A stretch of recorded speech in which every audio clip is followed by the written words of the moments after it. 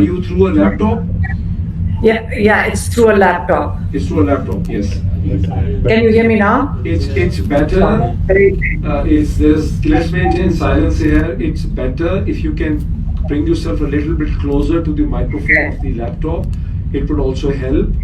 My question to you is: you were present on the Jinnah Avenue, which is a several kilometer long road. Where were you at the time? What was happening? And what you saw? This is what my question to you is. Okay. Assalamu alaikum, Mohit. And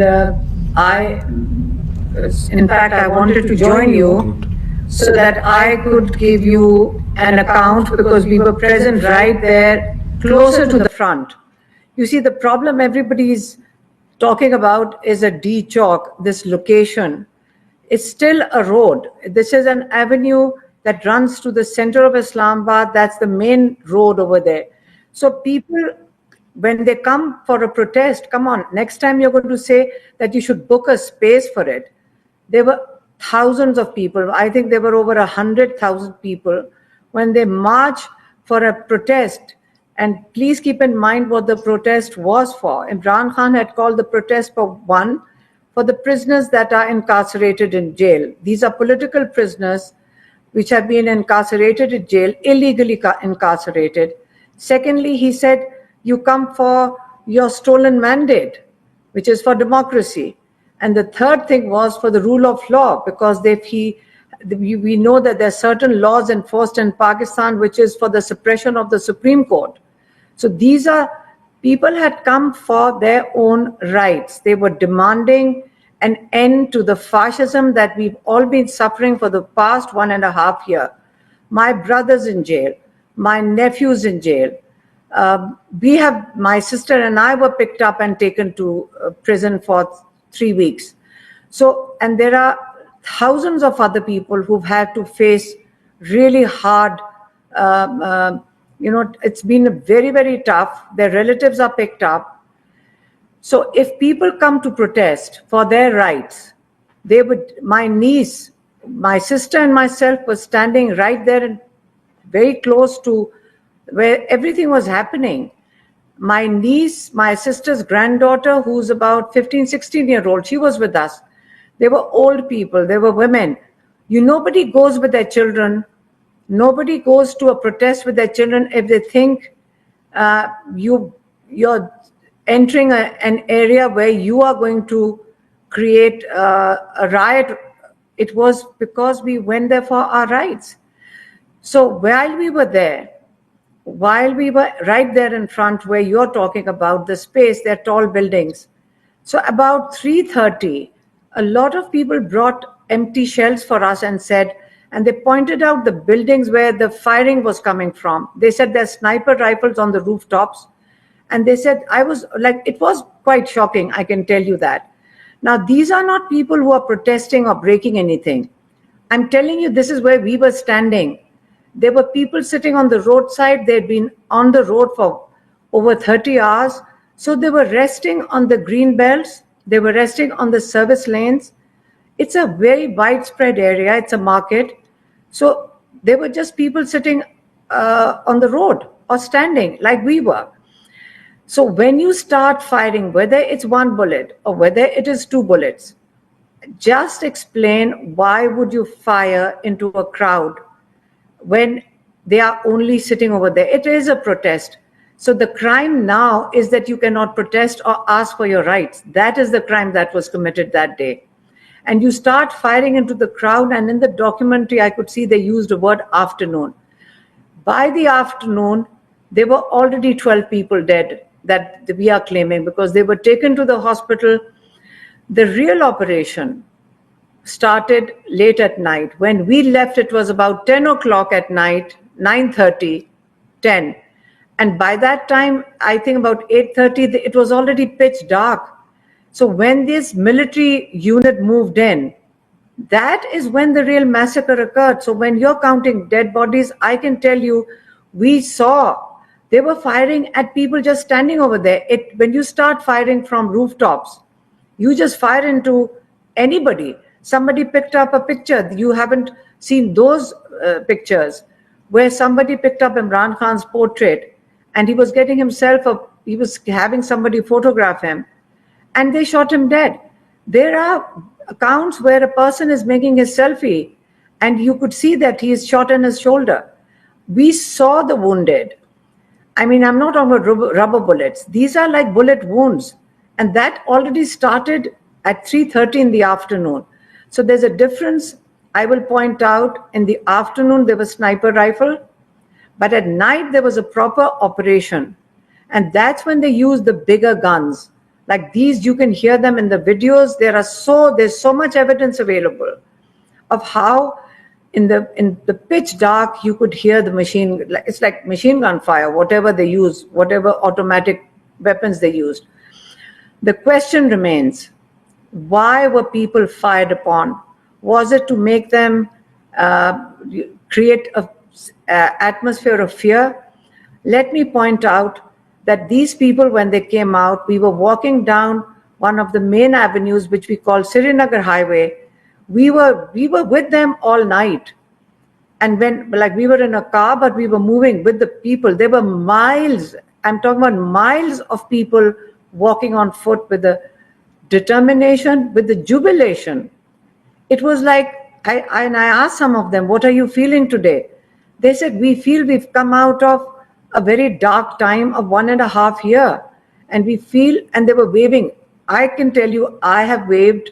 There were policemen standing on roads and waving to us, and we waved back at them. So there was no atmosphere. The military personnel were waving when we saw some of them. So there was it was a deception.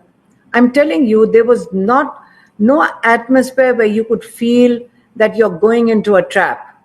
And I'm telling you, that was a trap. Because otherwise, we would not take our children with us if we thought there was going to be gunfire. Why would we take our children? This was the worst. This was going to be a day Pakistan remembers. We've just come out of Syria situation and we are watching their prisons open up. Is that where they're mistaken if they think that Pakistan is going to head in that same direction? Pakistanis are not going to let that happen. We cannot deal with this sort of fascism after post that date. Post that date, there are people cannot be located. 200 is a conservative number.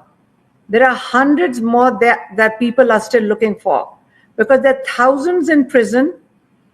When at the moment the relatives are trying to locate their loved ones in prison, so they go from, and the games they are playing, it is terrible, because people go to one police station, or they are looking, there are hundreds of police stations that they're trying to locate their loved ones in. So because they can't locate them in prison, so they don't know whether they're dead or alive. Let me tell you, there's the post-mortem report. So they wouldn't let them have post-mortem, right?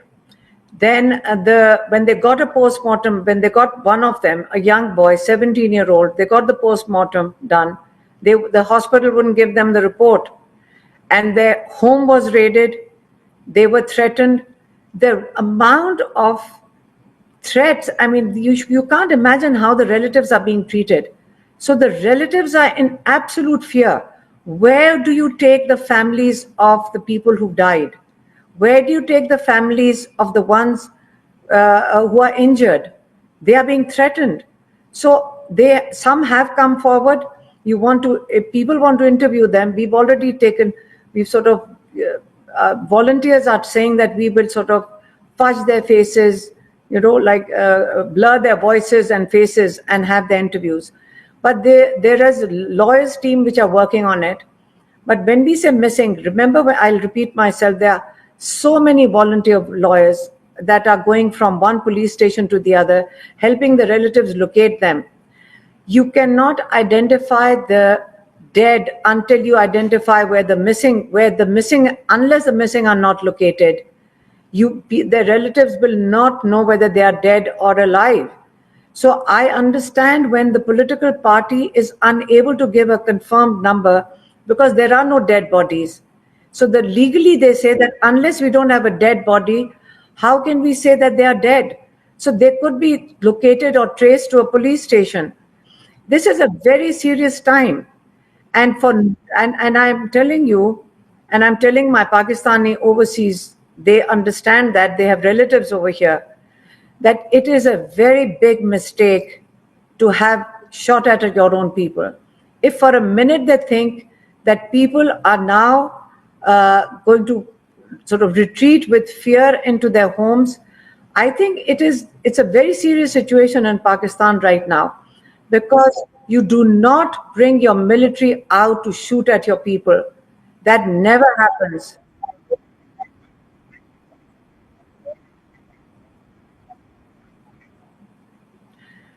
It was a peaceful protest. I keep saying we would not take a 14-year-old, 15-year-old to a protest.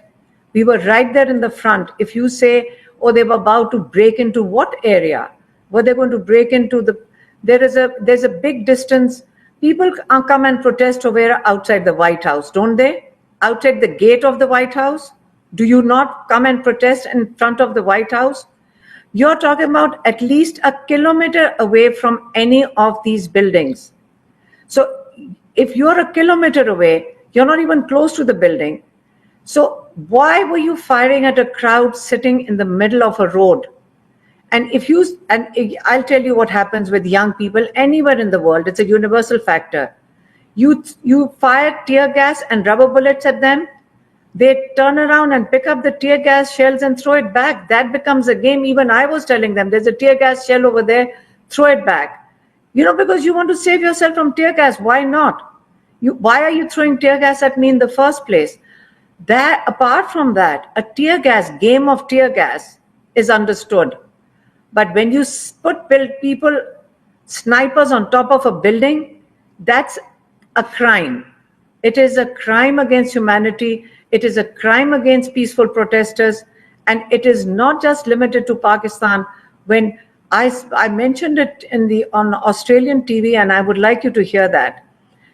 Pakistan is a member of Commonwealth, and it has all the countries led by by United Kingdom.